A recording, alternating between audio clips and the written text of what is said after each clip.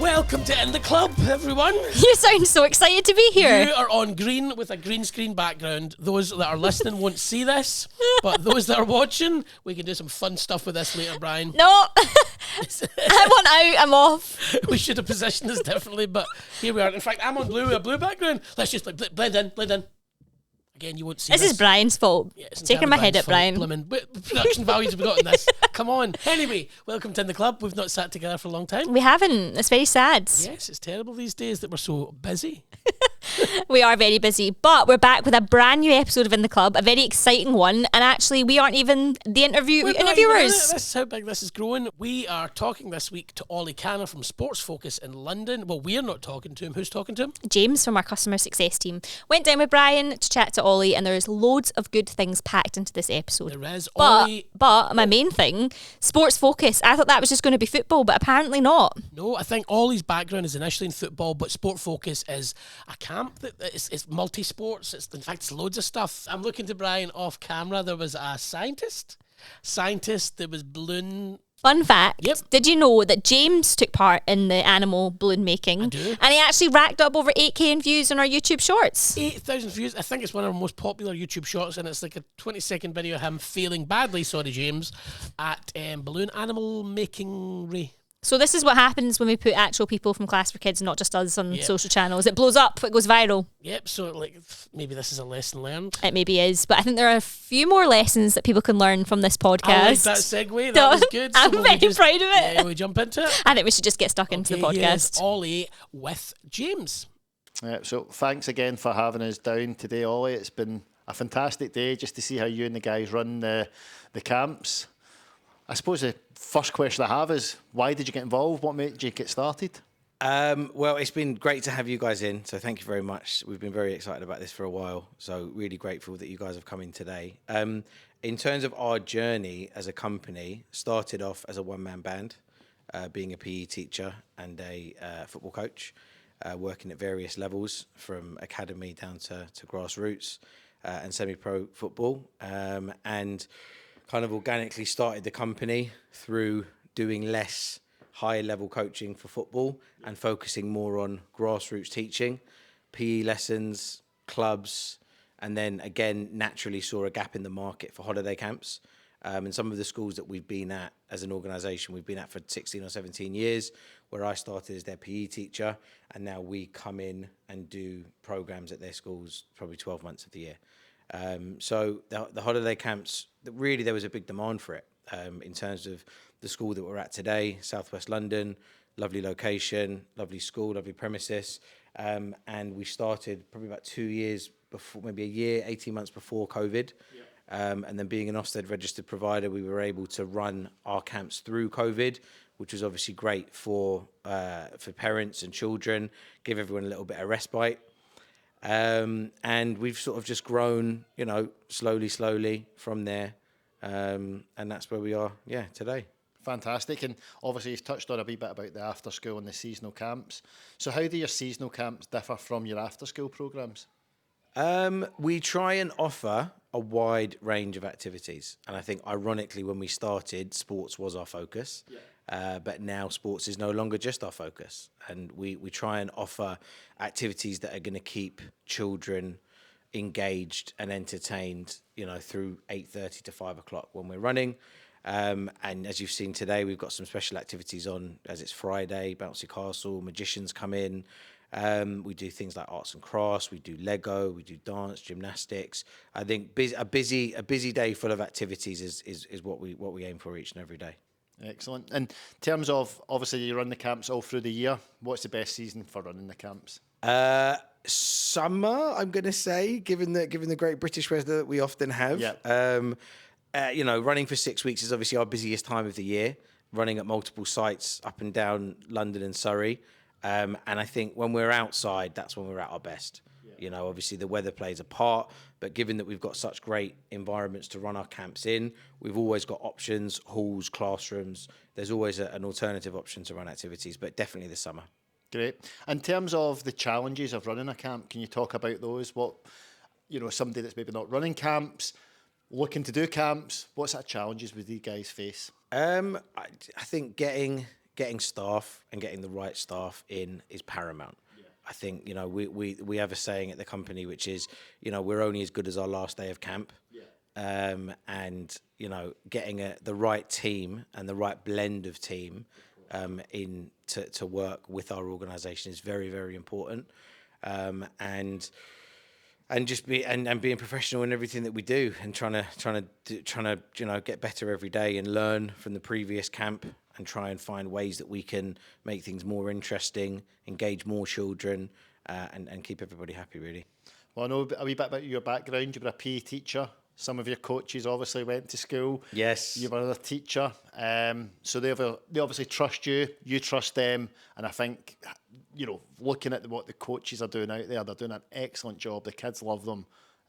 So you've definitely got a good bunch of coaches out there. Thank you. Yeah, a lot of our coaches have been ex-pupils that were either taught by myself or a member of the team, and I think we're quite proud of having that very natural, organic, different recruitment policy, whereby we've got children or young adults now that have gone to university and are coming back in and are looking for part-time roles within the company, and we have those. And when you've known somebody since they were 5 or 6 and have met their family and have it's a real nice spin on what we do. And it always is lovely when you've got, for example, head teachers that come into schools, or teachers that come into when our camps are running, and they'll often bump into ex-pupils. There's a lot of good stories that come from that, and we're very happy with our team, and I'm very proud of what we've done there. No, fantastic story to tell. In terms of the after-school side of things, what activities do you do in your after-school care programmes? So we run a wide range of sports. Obviously, your traditionals, your multi-sports, your footballs, your dodgeballs, your cricket. And then we also do Lego as well, as a separate organisation that we also use ClassForKids for, and it's been very, very helpful in helping us grow that. But as it's only an hour, we try and squeeze in as many different things as we can, but a lot of mainstream sports. And how do you keep the kids engaged after a long day at school? Fun games. Love it. Fun games, that's it. I think everybody, you'll always have those children that are itching in the classroom, ready to come to an after school club, and that's what we want. We just want to get those children out and playing as many fun things as possible, in as many different sports as possible. Yeah. And what would a typical day look like in an after school club? Registration, bit of chill time, maybe a bit of snack time, people putting on, getting changed into PE kits or football kits if they needed to, and then making their way out for some fun warm-up games, and mini challenges, mini exercises that are themed around the sport that we're doing, and then every lesson will have an element of technical, and also some game-related exercises as well. Fantastic. In terms of age groups, what age groups do you cover? So we go from 4 to 11 and work in the primary school sector. Excellent. Okay. And how do you choose what activities for after school and even camps as well to go on that? I think after school clubs, you're always going to be, your popular sports are always going to be big hitters. Yep. I think one of the things that we've looked at doing is running, in a 10-week teaching block, possibly 3, 4, or even 5 different sports, because we think that is able to, target more children, get our numbers up a little bit higher. And if we were doing, say, 5 different sports in 10 weeks and doing one sport for 2 weeks each, we've had a little bit of progression through 5 different sports. That would be one option. And then other options are just focused on a football club or just a dodgeball club or, a specific sport. And you'll find yourself, a child will try a sport for the first time, absolutely nail it, love it, and it snowballs from that. Yeah, 100%, 100%. I think getting as many children involved in as many different sports is really is a really good thing to do. We always promote, other children trying at lots of other clubs that we don't specialise in, that will help them to progress and develop in their own sporting endeavours. And I suppose a big challenge for clubs will be to keep it fun, exciting, fresh. How do you do that? I think one of the big things is that we will ask our coaches is, would you do that lesson? Yeah.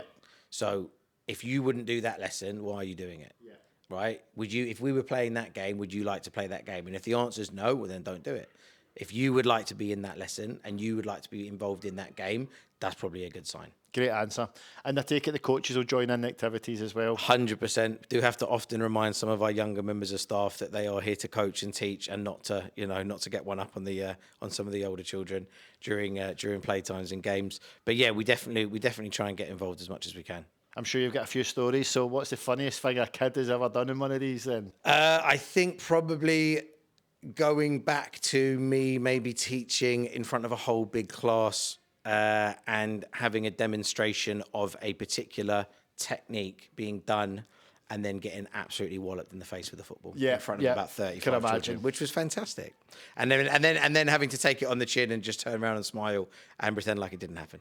No, brilliant. And I think these clubs give back to the community. And how do you see the impact to the community and even the child attending? Well, I think we're very, very fortunate. We have a lot of parent engagement. The local communities that we work in are very grateful for the work that we do.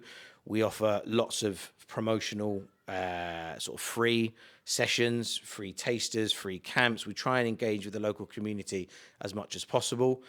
We've got some organisations that work in the community that come and help us. So during our holiday camps, for example, we have a local provider who is a mum at one of our schools. She started a small business during lockdown, providing children with healthy and nutritious meals. We worked in partnership with her to scale her company up, and she now distributes to 6 of our holiday camps, feeding a couple of hundred, if not 1,000 children a week during the holiday camps that we run in partnership with local councils as part of the HAF program. Yeah. So there's always more that we can do in the community, but I think being a big part of what's going on, but in a positive way, in any community is something that we really want to be doing. Yeah, that's fantastic. And you touched on it as well, but it's working with the parents to make sure that is, a natural fit for the kid and the community as well. It definitely helps. So I suppose you'll have some parent engagement to make sure you're getting the best from the classes for the kids then, yeah? Yes, yeah, 100%. We will always ask for parent feedback. We'll send out feedback forms.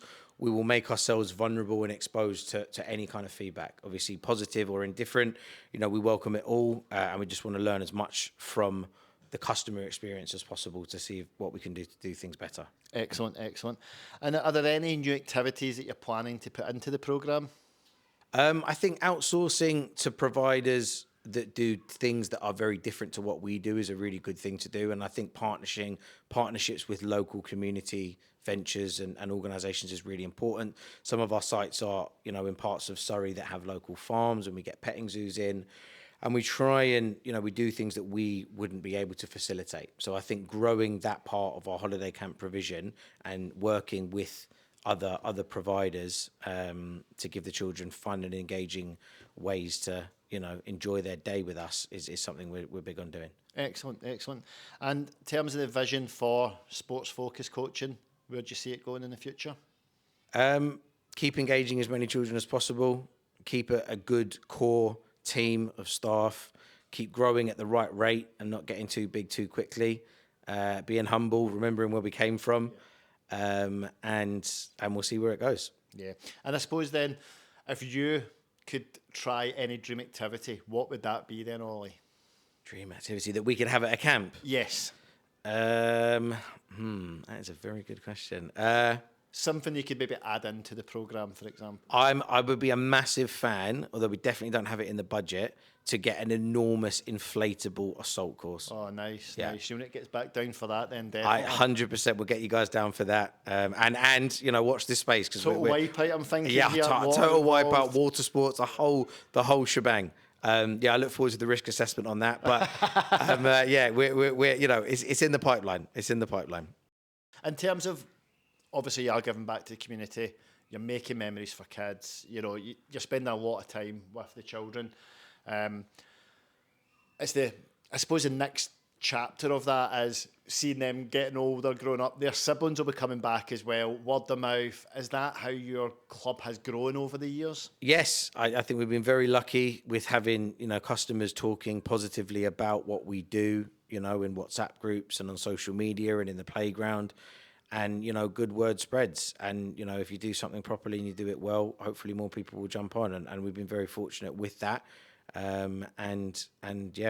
hope to keep growing, as much as we can with people that are happy to share their happy experiences with us, or for experiences they've had with us at camps, rather. Yeah, brilliant.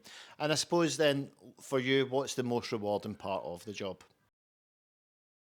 I think coming into sites and seeing kids safe, happy, fun, and seeing our staff engaged at all times and really having a good day.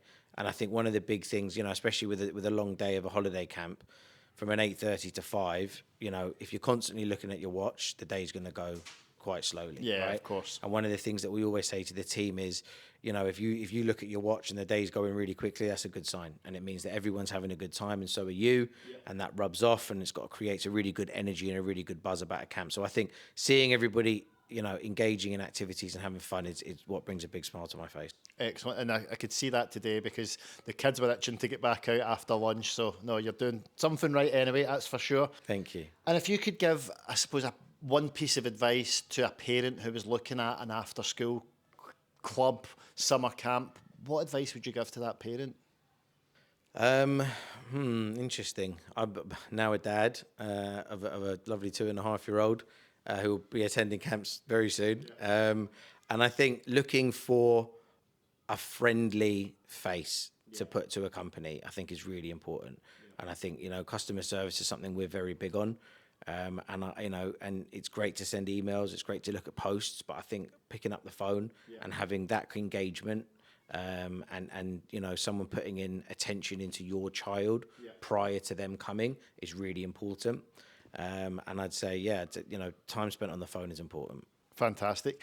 And again, that question, but I'm going to think of it as a club who's maybe not running camps, they're just running, term time classes, maybe looking in at the after school. Any advice you would give to another coach, club owner? I think find a good venue. We started a long time ago doing stuff on commons, and obviously that's fairly restrictive, in terms of what you can offer. And I think finding a good venue and a good facility is paramount in an area that you think you've got a good chance of hitting good numbers, and something that is going to bring something extra to a school. A school should be proud to partner with your organisation, and I think if you've got a good school, that good school is going to want a good provider during the school holidays, and finding the right school is very, very important, or the right venue or facility. Yeah, fantastic. And finally, for all the kids listening, what one piece of advice would you give to a kid that's coming to a summer camp or a after-school club? What would the advice be for that kid to come? Be open-minded, be yourself, be polite, look after yourself and the other children that are at camp, be a good person, and you'll have a lot of fun. That is a man with ambition. It is. I think that summarises the podcast very well, and that was a man with ambition. 5 words. I had to say it like a robot there. I think Ollie is very ambitious, and you think of, what he's done with sports focus coaching and what he's looking to do. It's kind of one not for staying stagnant then. Sometimes we can get quite comfortable with where we're at, but Ollie has big plans for the future. And James did a great job interviewing as well. He did. I know, I'm a bit worried. Yeah, I think we're out of a job. Now. Yeah, we're definitely out of a job soon. I know, but back to Ollie. Back to Ollie. We're obviously in the middle of camp season right now as we're recording this podcast. That will go on. The Scottish schools are just starting their holidays. Yep. English schools will go on holiday in July. So there's lots of exciting things going on for all of our clubs at the moment who are running camps or workshops. What camp would you like to go to? Right across all of our activity types, if you had to go to a camp this summer, where would you go? Actually, am I allowed to say the club name? Yeah. I would go to Project Fashion, because I've heard that they are doing some pretty interesting stuff, and there might even be some little snippets coming out on socials soon about what they're doing, because I think it would be really good to go and learn how to make something. I'm really bad at sewing and all that kind of stuff, so I'd probably go there. Good too, and shout out to Project Fashion. Yeah, there's things coming down the line in that space, I believe. Is that correct? Producer and videographer and master of this studio, Brian? We're getting a thumbs up. Yeah, we're getting a thumbs up. What camp would you go to? If there was a music one, probably, but you wouldn't like that because then I'd be pulling at the guitar and giving it ding, ding, ding, ding, dong. That wouldn't be any different. Nah. But anyway, what Ollie's doing is we're just going to move back to Ollie because I can't handle the thought of you and a guitar. What he's doing is absolutely amazing. James obviously did a really good interview with him, and he's got 200 kids at the moment. I think in the next few months, maybe into next year, we're going to see big things as he starts to focus on. But he's already doing multi-sports. He's got scientists, balloon makers. He's giving kids something that they want to go to, and that's not to say that other people wouldn't want just to necessarily go to a football camp, but there's this multi-activity space where kids can explore and actually get a little bit creative and still have the core foundational sport there. So you've sold it to me. I'm changing my camp. We're going to Ollie's camp. I think we both go to Ollie's camp. Okay, Ollie, we're coming to your camp. To your camp. But no, fantastic interview, and I think there's only one thing left to do here, and that's to say bye.